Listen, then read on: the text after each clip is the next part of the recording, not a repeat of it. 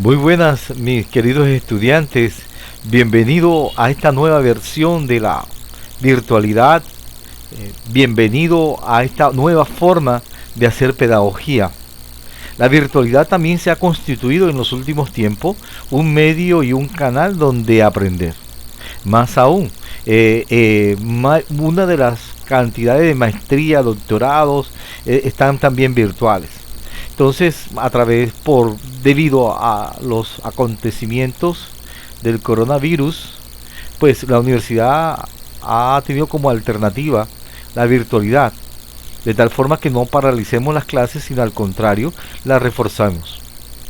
Esta virtualidad la podemos complementar con preguntas que ustedes puedan desarrollar y hacer a través de correos o a través del WhatsApp, que pueden hacer las preguntas a esto. Yo sé que no están acostumbrados, yo los entiendo a ustedes, que no están acostumbrados a una forma virtual. Yo sé que llevan 2 años en una presencialidad, pero no se pueden ustedes únicamente quedarse en esa zona de confort de la presencialidad. La virtualidad es una forma de aprender muy creciente y muy fehaciente. Entonces yo los animo a que rompamos los paradigmas. Ustedes son muy jóvenes, son personas muy jóvenes y como jóvenes deben entender, y ustedes son nativos digitales. Pues yo no lo soy, pero ustedes sí son nativos digitales. Entonces creo que ustedes va a ser mucho más fácil, pero eso sí, traten de tener pocos prejuicios alrededor de la virtualidad. Creo que la virtualidad podemos aprender. Incluso muchas universidades, como la Universidad Abierta a Distancia, tienen la virtualidad y ha sido exitoso. Entonces, relájense, disfrútenlo. No podemos estar uno con los otros. Preferimos primero la vida que estar allá en clases. Preferimos estar confinados para el bien mío, el bien de mi familia y el bien de la sociedad. Ustedes ni yo quisimos estar así, pero la vida y las circunstancias nos han llevado a eso. Entonces los animo a que realmente ustedes rompan el paradigma y vean esto y gócenselo, porque si no se lo gozan no van a estar como felices, no van a estar como bien. Hoy vamos a tratar un tema muy importante, un tema para mí uno de mis favoritos, porque la psicología humanista y hablarlo de la perspectiva de Carl Rogers, pues es una perspectiva muy bonita que podemos nosotros establecer acá en nuestro programa de formación. Vamos a hablar de cómo Carl Rogers es capaz de dar unos aportes básicos fundamentales a la teoría del humanismo. Y vamos a hablar de los conceptos principales del enfoque centrado en la persona. Si a mí me preguntaran, profe, de todos esos autores de psicología humanista, ¿cuál le ha calado más, cuál le ha impactado más en ejercicio profesional? No dudaría un segundo para decirle que es Carl Rogers. Carl Rogers se constituyó para mí en una directriz. Todos sus libros que lo pudimos leer, lo pudimos tener, nos hicieron a nosotros grandes aportes a la psicología, especialmente a mí como persona y como profesional. Carl Rogers, pues Carl Thompson Rogers, conocido como Carl Rogers, fue un psicólogo humanista que tomó los principios de Maslow y lo pudo mejorar. Es considerado como uno de los psicólogos más influyentes de la humanidad en el área de las humanidades. Nace en Oak Park el 8 de enero y ahí en un suburbio de Chicago, donde su mamá era una gran ferviente seguidora de Cristo y su papá un ingeniero civil. Tenía 12 años y su familia se trasladó a Chicago. Se dice que en su biografía que no fue un adolescente muy fácil de ser manejado por los papás. Tuvieron como muchas dificultades. Incluso él relata que uno de los psicólogos, cuando fue al psicólogo, lo impactó con una de las frases que después colocó él como en práctica durante toda su vida, que fue como conocerse a sí mismo, para poder mejorar las demás cosas. Llega a la Universidad de Wisconsin, estudia agricultura, le pasó como a muchos que estudian una cosa y después terminan estudiando psicología. La religión influyó mucho en él, en la parte religiosa influyó mucho. Yo me imagino también los principios de su mamá, de una u otra forma, impactaron dentro de sus pautas de crianza en él. Ya en 1931 alcanza un PhD en la Universidad de Columbia sobre psicología clínica. Ya en el 57 tiene la cátedra de psicología en Wisconsin. Él trata pacientes con problemas psicóticos y ahí obtiene grandes resultados y por eso publica su libro. Él aquí se da cuenta, ya en el 57, se da cuenta que puede desarrollar y hizo con ellos una terapia centrada en el cliente. ¿Ya? Y vamos a mirar que por qué se llama cliente y no paciente. Para él, pues, tener la psicoterapia centrada en el cliente y no verla desde el punto de vista del paciente, consideraba que el paciente es como muy pasivo, como muy activo, como su palabra lo indica, paciente. Pero cuando él lo cambia y hace un giro alrededor de que no es paciente, sino es una persona activa, lo llama cliente.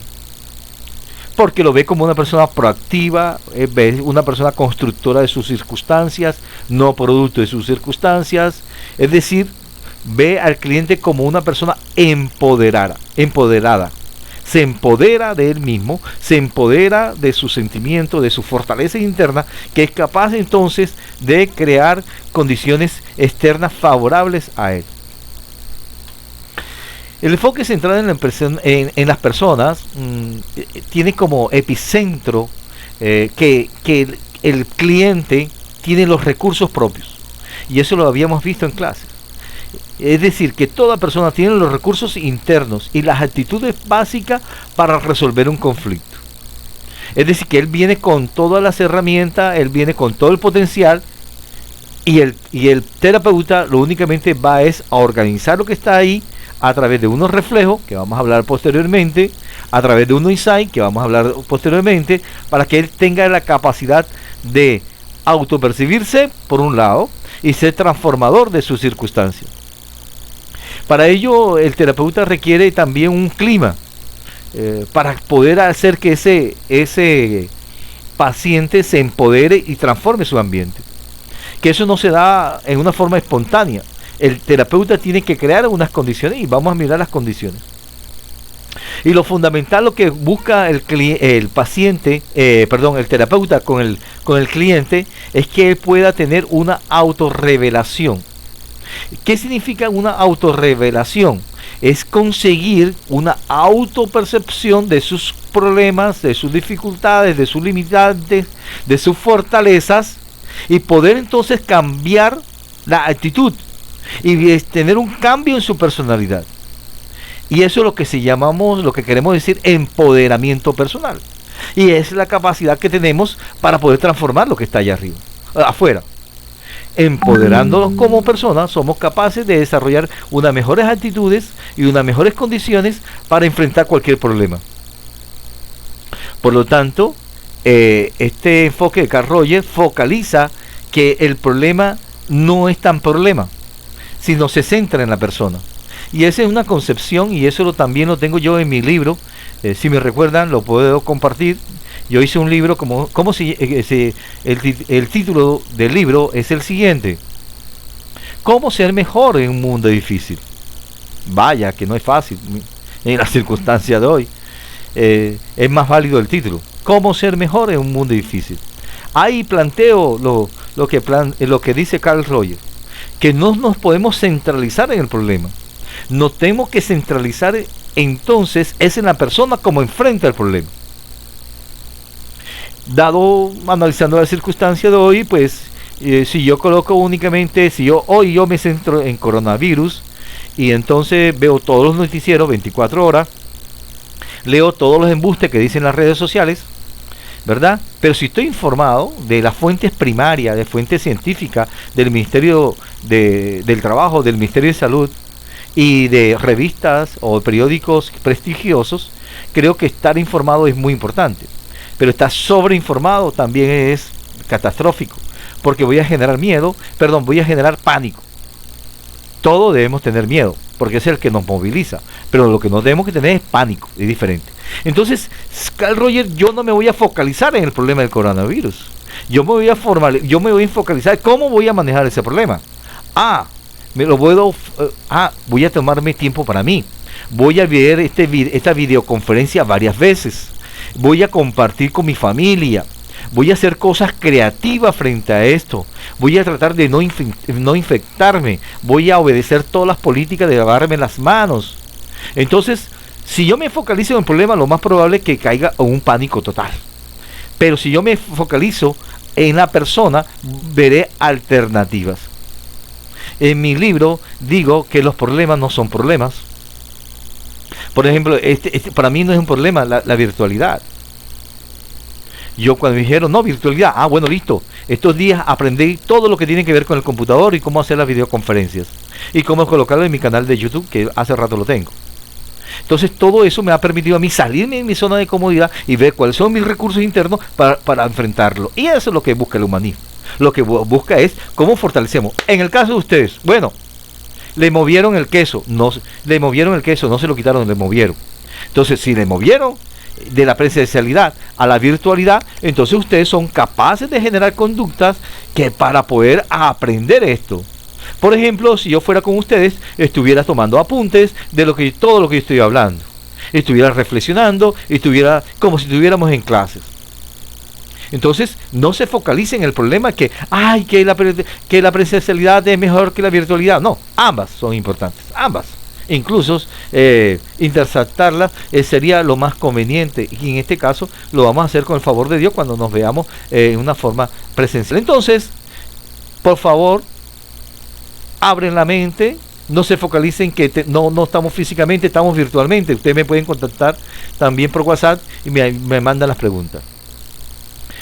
Uno de los planteamientos que desarrolla Carl Rogers fue que la terapia no puede ser directiva. No le puede decir, bueno, usted ahora se va, entonces reconcilia con su abuelito, vaya y entonces a su esposa le hace esto. Es decir, yo no soy quien soy. ¿Quién soy yo para decirle algo a esa persona? Esa persona tiene que tomar sus propias decisiones. Yo lo acompaño, yo lo reflejo, lo acompaño. El terapeuta es la persona que acompaña en el proceso, más no es la persona directiva. Otras psicoterapias sí lo son, y se respeta y tendrán sus argumentos para tenerlo. 2. Para Rogers es fundamental la relación. La relación es fundamental porque si está centrada en la persona, somos capaces de tener una posibilidad muy importante, y esa posibilidad que lo estamos haciendo lo podemos hacer a través de la relación. Entonces la relación tiene que ser psicoterapéutica. Es una relación, una conexión que existe entre terapeuta y paciente, que debe haber un feedback tanto de él como mío como terapeuta, y lo contrario. La comunicación tiene que ser visual, la comunicación debe ser oral y efectiva. En el fondo es el encuentro de dos seres humanos, y esos dos seres humanos son capaces de acompañarse, pero el psicoterapeuta tiene el dominio psicológico de cómo enfrentarlo, cómo mejorarlo y cómo él se puede mirar en su propio espejo. Para Rogers existen 4 aptitudes básicas para desarrollar la relación terapéutica. Ellas son la autenticidad e incongruencia, aprecio positivo incondicional, empatía y respeto. Vamos a mirar cada una de ellas y vamos a desglosarla. Cada una. Comencemos por la autenticidad e incongruencia. Creo, por N veces le he dicho a ustedes, y yo se lo dije, cada vez que tenga la oportunidad se lo voy a decir. El psicólogo tiene que ser una persona congruente. El psicólogo tiene que, lo que piensa, lo que siente, debe hacerlo. La sociedad nos exige. Nos exige que seamos congruentes. En el caso mío, yo no soy congruente. Yo busco la forma de ser congruente día a día. Ya, es decir, lo que yo pienso, lo que yo siento, yo lo hago. Ser congruente. Si una persona no es capaz de ser congruente, entonces que se dedique a ingeniería agroespacial, agroindustrial espacial, ¿ya? Se dedica a otras cosas, ¿ya? Creo que ser auténtico, aceptar la realidad de mi cliente, tiene que ser a través de ser auténtico, de ser capaz de entender y comprender a las otras personas de la perspectiva de los otros y experimentar el poder que tiene la otra persona, que él tiene toda la dinámica de hacerlo, ¿verdad? La congruencia, se me viene ahora a la mente, es la siguiente. Imagínense una persona que se sabe la Biblia, se sabe los versículos, es carrático la ley y anda con la Biblia aquí, hasta mojadita la tiene aquí adentro. Pero esa persona no es capaz de saludar al vecino al frente, no es capaz de convivir en paz con su familia. Es una persona tremendamente agresiva. Entonces, es todo lo contrario, incongruente. Si la Biblia dice que el otro es mi hermano, que el otro tengo que ayudarlo, porque yo no soy congruente. ¿Ya? Frente a esta calamidad y a esta pandemia que tenemos, yo tengo que ser congruente. Yo tengo que buscar la forma de ayudar a mucha gente que no tenga comida. E incluso estoy pensando habilitar una línea telefónica para hacer consultas a las personas que tienen dificultades de adaptación en sus casas. ¿Ya? Entonces tengo que ser congruente a lo que yo estudié. Yo estudié esto también para apoyar a las demás personas. Y lo tengo que hacer, lo tengo que poner en práctica. Entonces, en el fondo, la autenticidad es la congruencia en la vida diaria, es la congruencia de lo que pensamos y sentimos, y especialmente en el acto de psicoterapéutico que tengo con la otra persona, especialmente con mi paciente. El segundo es el aprecio positivo incondicional. Tengo que aceptar al otro. El ser humano está orientado hacia el progreso racional y realista. Es decir, que yo a esa persona le creo, lo aprecio y creo que es capaz de desarrollarse, es capaz de florecer de dentro de él como ser humano.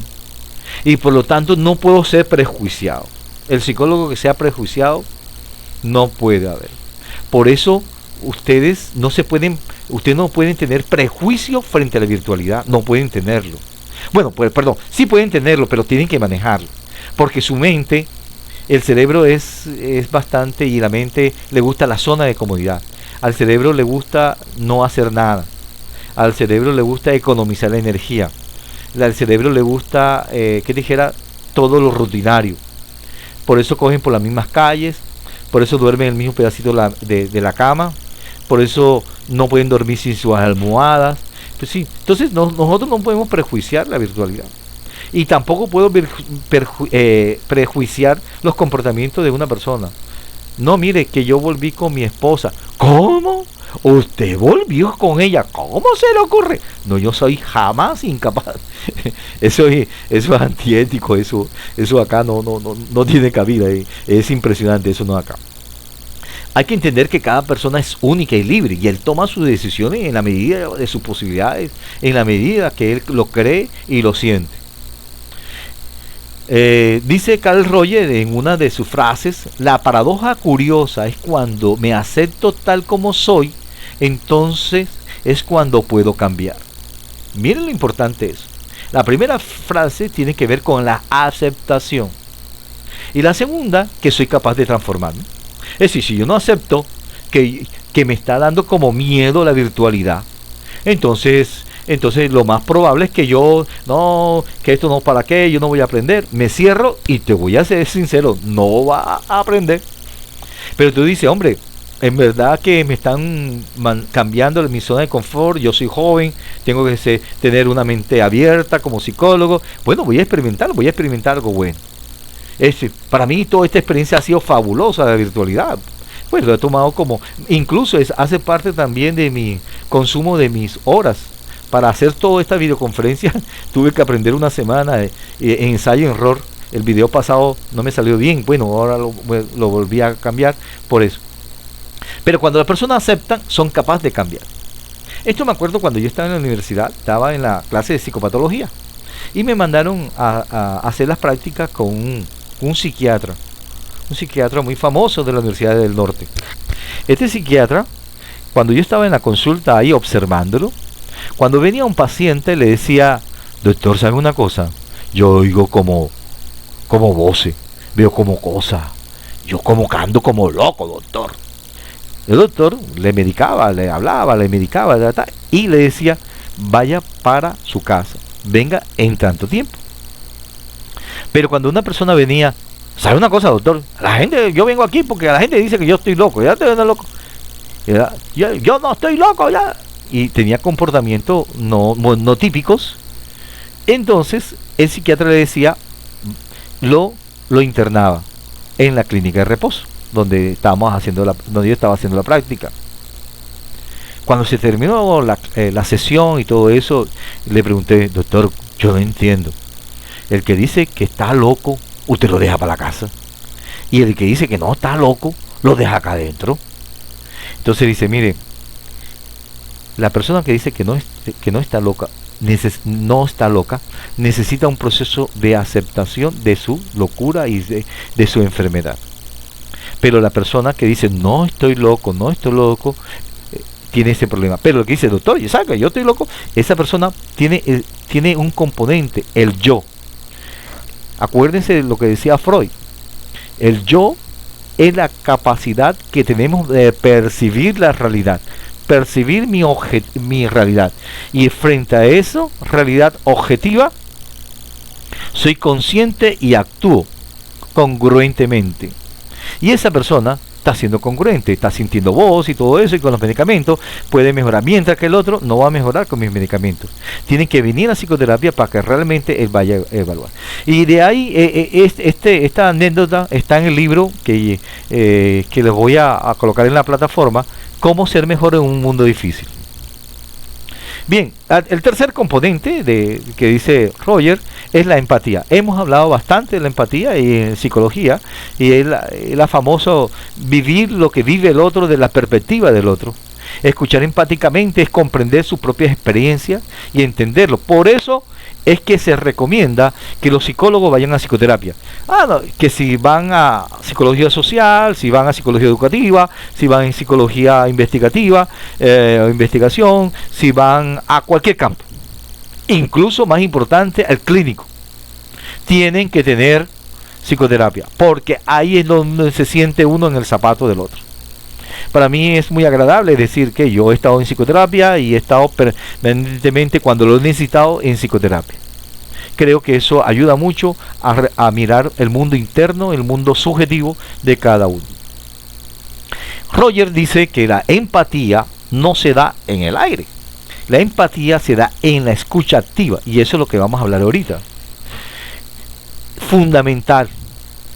Nosotros los psicólogos no aconsejamos. Nosotros, no, pero mira, tú lo que tienes que hacer es esto. No, eso se lo puede decir la amiga, el primo, la hermana, y no van a las clases de psicología.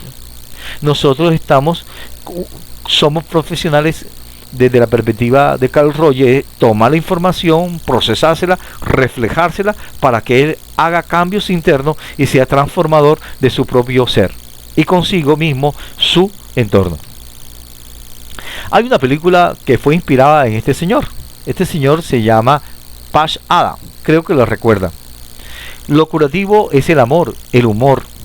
Por eso que a mí la gente amargada no hago mucha. Les entiendo, comprendo, me quedo calladito, me voy a un rinconcito, pero me gusta la gente que ríe, la gente amable, la gente que tiene cambios de paradigma. Nosotros los psicólogos no podemos ser psicorrígidos. Bueno, en el campo mío, pues, yo digo muy respeto a las otras personas que sean así, pero uno tiene que ser muy versátil, tiene que tener mucho mente abierta. Entonces este señor Patch Adams dijo, se puso el zapato de los niños y se fue allá permanentemente a curar a los niños a través del amor y el humor. La risoterapia es curativa. La risoterapia para esta época incluso lo estoy utilizando mucho en estos momentos, para poder mirar toda esta crisis que tenemos nosotros de esta pandemia, y creo que es una alternativa muy fundamental. Y creo que aquí es donde recuerdan ustedes más a Pasadan, en las películas que él hizo y todo eso. Entonces, eso es como para hacer metafóricamente, para decirle cómo somos la capacidad de ser empáticos frente a nuestros clientes. Ser empático es ver el mundo a través de los ojos del otro y no ver nuestro mundo reflejado en sus ojos. El cuarto aspecto que vemos es respeto. Reconocer los intereses y sentimientos del otro. Es decir, tengo que respetar sus decisiones, sus sentimientos, lo que él piensa, cómo él se comporta. Yo tengo que ser respetuoso frente a eso. Yo no tengo que ser agresivo o antipático, sería lo contrario a la empatía, para hacer eso. Una persona, al descubrir que es amada por ser como es, no por lo que representa ser, sentirá que merece respeto y amor. Bueno, aquí vamos a una de las partes más importantes de todo esto, y creo que le presten mucha atención a esto. En esta parte quiero que le presten mucha atención al insight. Es un término anglosajón que trata de decir intuición, percepción, comprensión. Lo que vamos a mejorar aquí, a lo que lo vamos acá a decir es, en otras palabras, es darse cuenta. Es una palabra anglosajona que está en inglés. Cuando tú te das cuenta de algo, tú estás haciendo insight. Es decir, cuando tú, por ejemplo, dices, bueno, pero ¿por qué yo le tengo miedo a la virtualidad? Creo que yo le tengo miedo a la virtualidad porque yo no soy muy diestro en utilizar mucho los computadores, porque yo le tengo un reserva a los computadores, porque no me gusta la tecnología. Entonces cuando dice, claro, yo no quiero tener las clases virtuales, es porque yo no tengo mucha experiencia en tener contacto con la tecnología, y por lo tanto eso me está creando un miedo, me está creando como una barrera.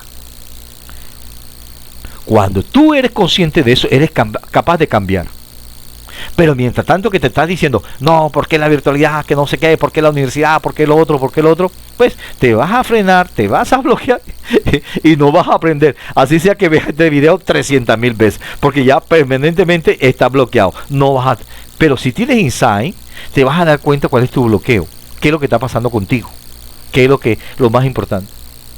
Si yo pudiera resumir lo que dice Roger alrededor del insight, es que ese es el foco principal de una psicoterapia: llevar al paciente a un insight, llevarse a un darse cuenta. Y eso vamos a utilizar unas herramientas que se llaman reflejo, que en la próxima clase lo vamos a mirar. Esta es un papel fundamental, es clave, que realmente que la persona, que cuando genera un insight, también genera consigo mismo un compromiso. No un compromiso que yo le estoy diciendo, mire, lo que pasa es que usted debe dejar de comer por esto. No, él debe llegar al insight que está en sobrepeso y que le está aumentando el azúcar, la hipertensión y otros problemas, y por lo tanto debe ser insight. ¿Ya? Solamente así es capaz de tener un cambio. Bueno, el insight no únicamente en el área es darse cuenta, ya es la vivencia de otras conductas. Y el insight también se dan para las innovaciones, se da también cuando tú te das cuenta de algo. En estos días un gran amigo del SENA, me hablamos por videoconferencia, y me decía, Álvaro, yo recordé una charla que tú diste. Ajá, ¿y qué recordaste? No, yo recordé que en esta época o tú vendes pañuelos, o tú lloras, o vendes pañuelos. Es decir, que tú lloras o vendes pañuelos.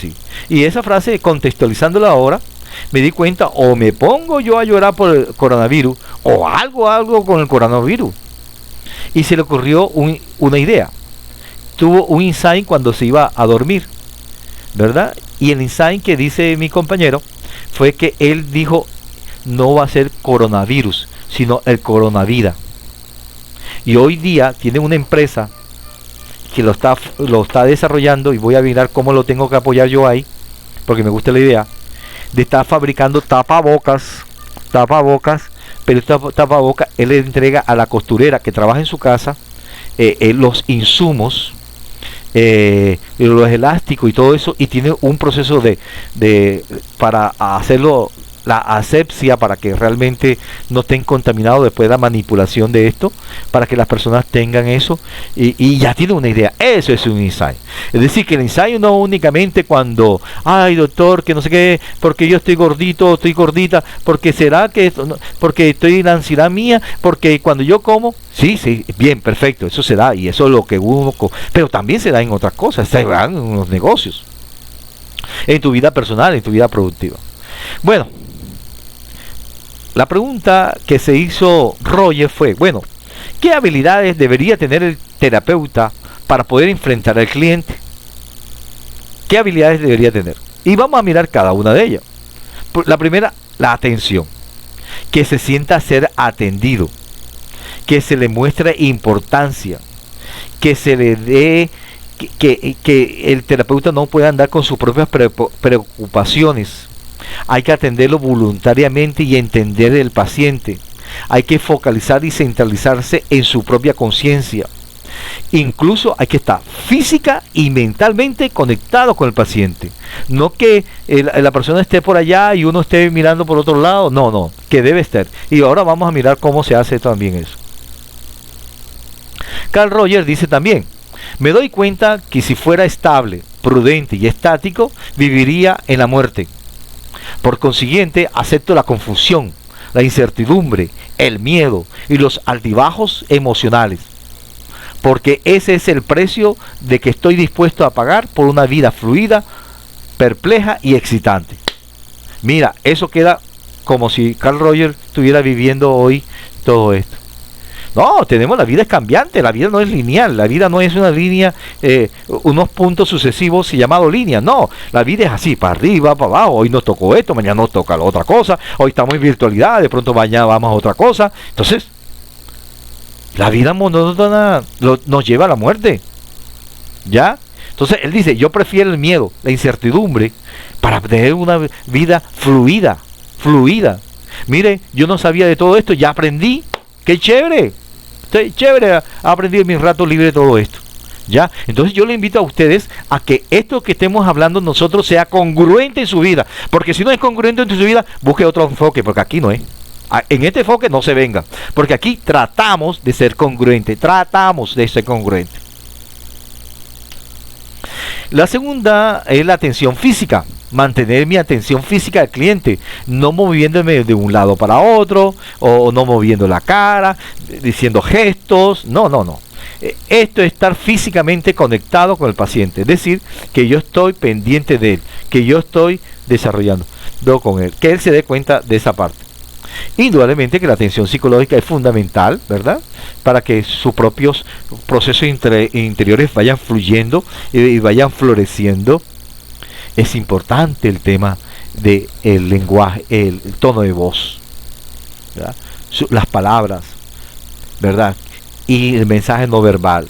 Pero si yo estoy con el paciente, sí, dígame, claro, sí, claro, sí, no, eso es antiético, eso se llama imprudente, es decir, eso no debería ser, es decir, acá no se puede hacer eso. Uno tiene que ser congruente lo que piensa y siente, y sobre todo estamos en el humanismo. Es fundamental asistir con la cabeza, es decir, que de una u otra forma que el paciente sienta. Yo les invito a ustedes a que cuando hablen con sus amigos le hagan así, cuando hablen con su papá le hagan así, para que ellos se sientan entendidos. Pero no es así, no, es que diciendo sí te acepto, sí comprendo, sí, no estoy de acuerdo contigo. ¿Sabes una cosa? No estoy de acuerdo contigo, pero respeto tu opinión, la respeto, pero no estoy de acuerdo contigo. Es decir, que no se sienta coaccionado. Cuando vimos esta clase en mi curso, hicimos el siguiente experimento. Tomamos la mitad del curso, a una mitad del curso le dijimos que hiciera así. A otra mitad del curso le dijimos que se quedara así, estáticos. Y el profesor que viniera, le íbamos a mirar la frecuencia. de veces que miraba a lo que hacía así y lo que se quedaba antes.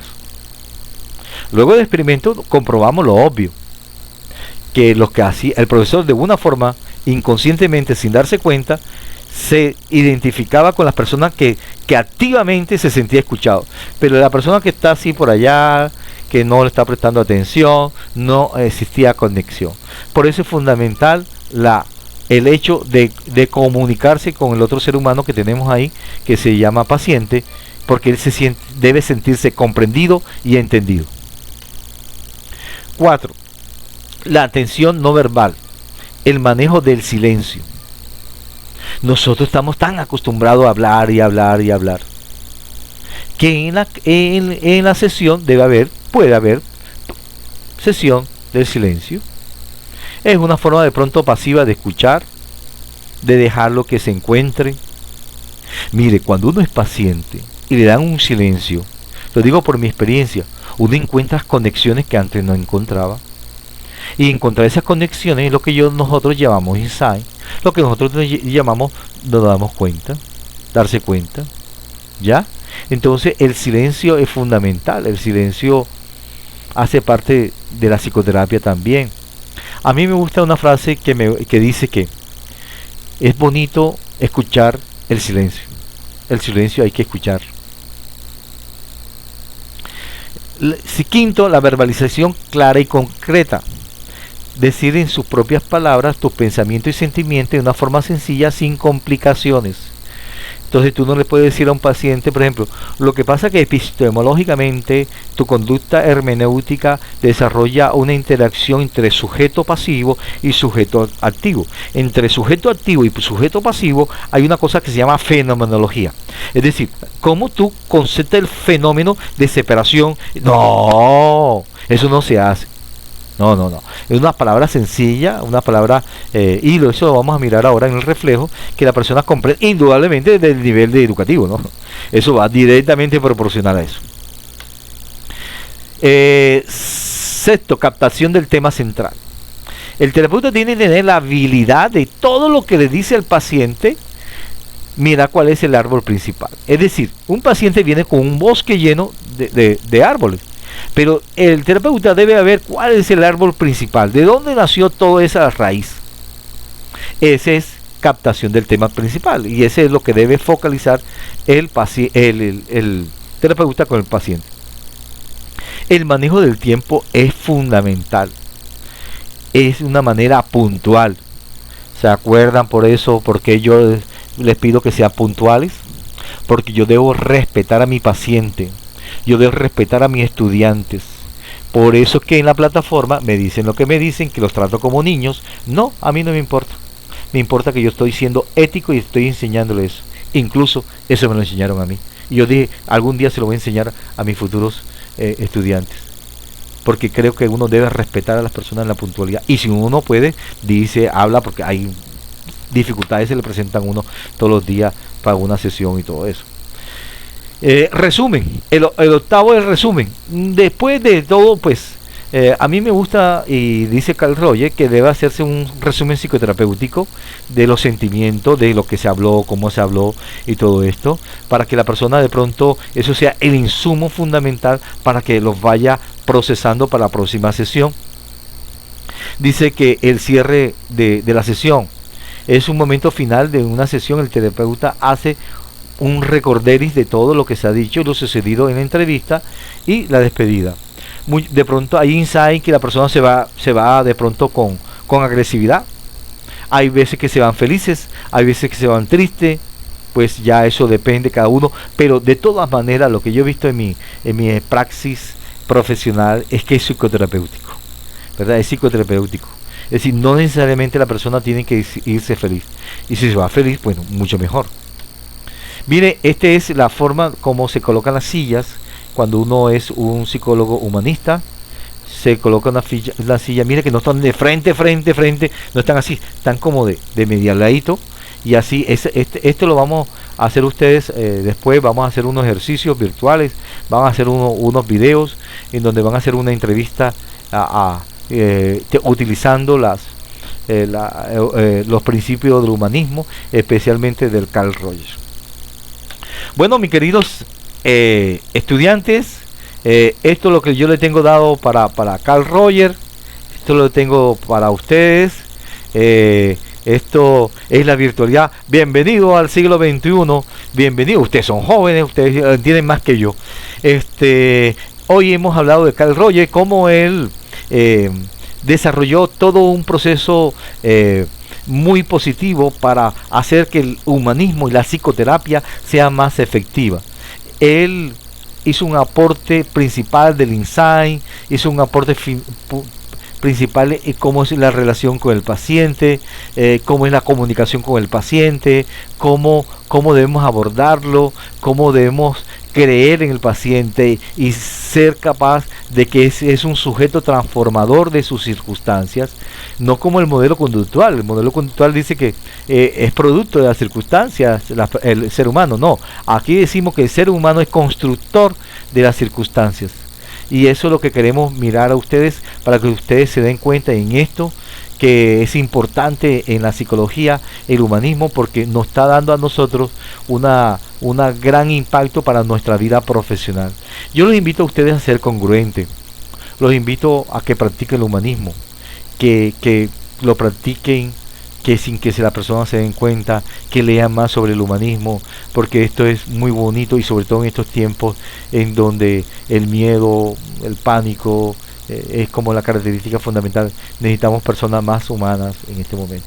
Bueno, algunas preguntas las contestaré por WhatsApp, algunos comentarios los contestaré ahí, y creo que con esto damos concluido esto. Y la próxima clase va a ser sobre los reflejos. Es como una técnica bien maravillosa, bien bonita, en donde nosotros tenemos que aprenderla para involucrarla dentro de nuestro campo profesional y aprenderla. Entonces, en la próxima les voy a hablar sobre los reflejos. No se vayan.